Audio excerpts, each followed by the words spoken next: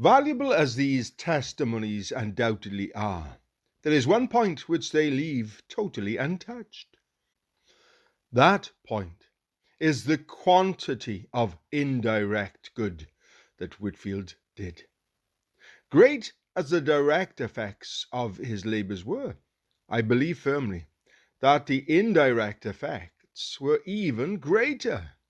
His ministry was made a blessing to thousands who never perhaps either saw or heard him. He was among the first in the 18th century who revived attention to the old truths which produced the Protestant Reformation. His constant assertion of the doctrines taught by the Reformers, his repeated reference to the articles and homilies, and the divinity of the best English theologians obliged many to think, and it roused them to examine their own principles. If the whole truth was known, I believe it would prove that the rise and progress of the evangelical body in the Church of England received a mighty impulse from George Whitefield. But this is not the only indirect good that Whitefield did in his day. He was among the first to show the right way to meet the attacks of infidels and skeptics on Christianity.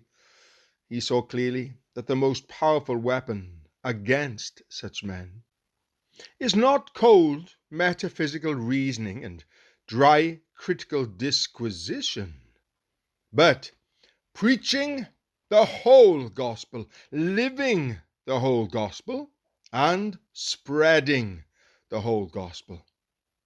It was not the writings of Leland and the younger Sherlock and Waterland and Leslie that rolled back the flood of infidelity one half so much as the preaching of Whitefield and his companions.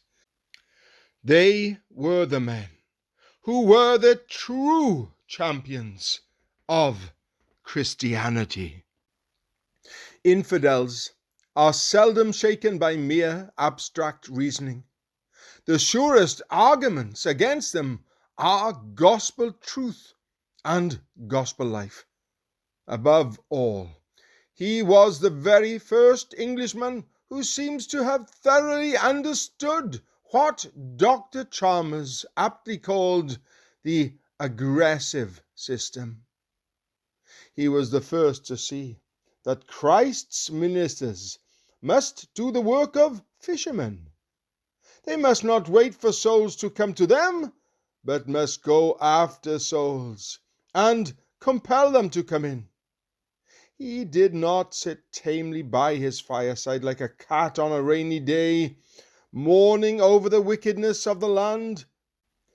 He went forth to beard the devil in his high places. He attacked sin and wickedness face to face and gave them no peace. He dived into holes and corners after sinners.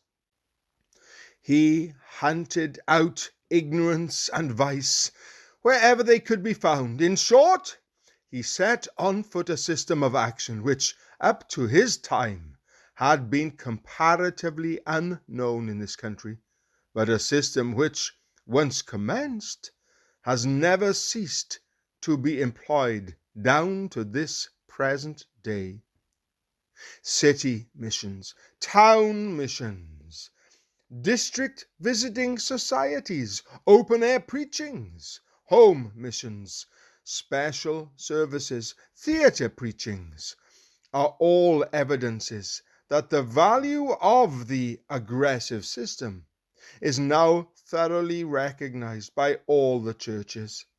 We understand better how to go to work now than we did 100 years ago.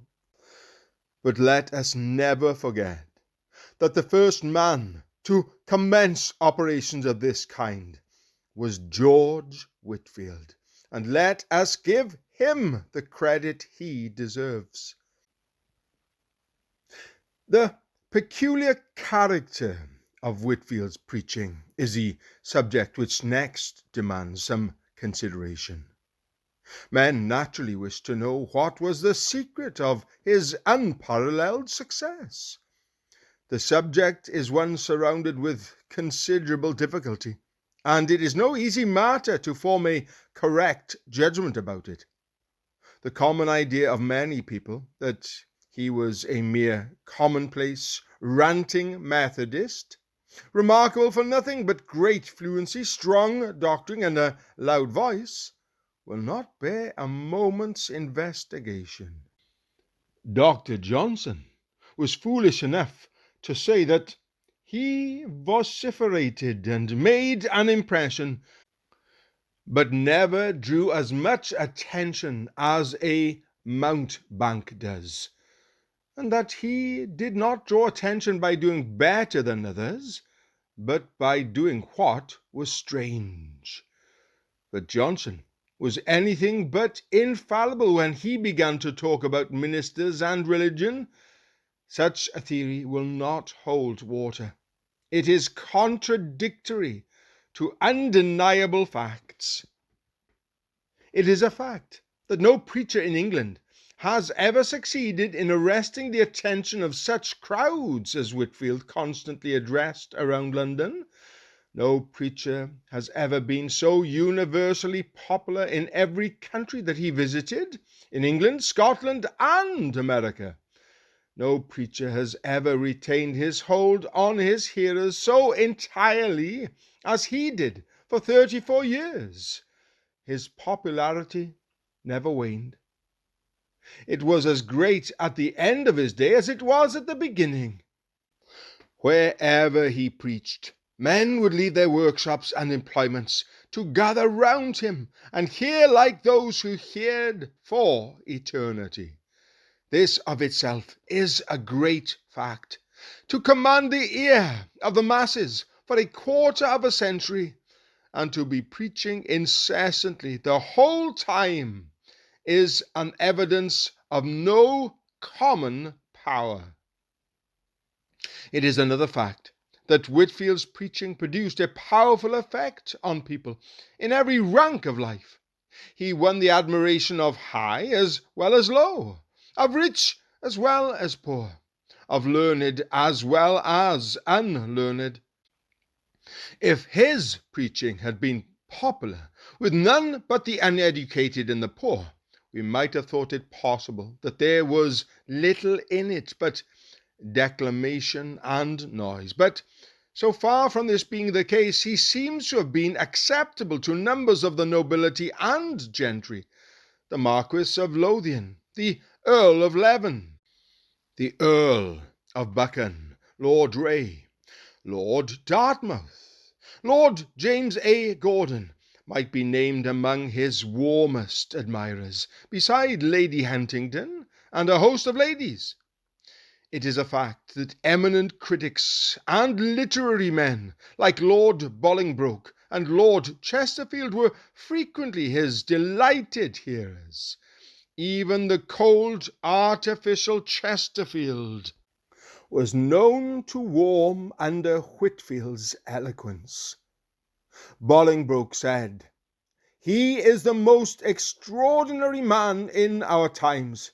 He has the most commanding eloquence I ever heard in any person." Franklin, the philosopher, spoke in no measured terms of his preaching powers. Hume, the historian, declared that it was worth going 20 miles to hear him.